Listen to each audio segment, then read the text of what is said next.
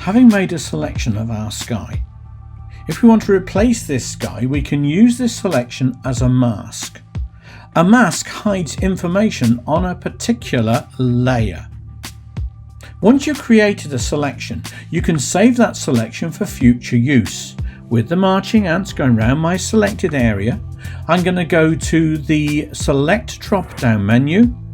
I'm going to select Save Selection. I can call this Sky Cutout. I can save this into my document for future use.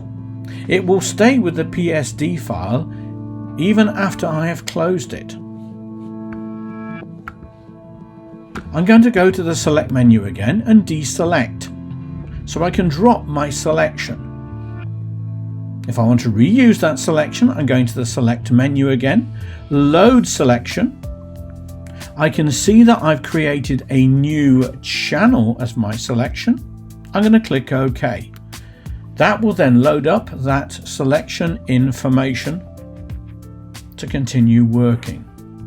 So you can save a selection for future use.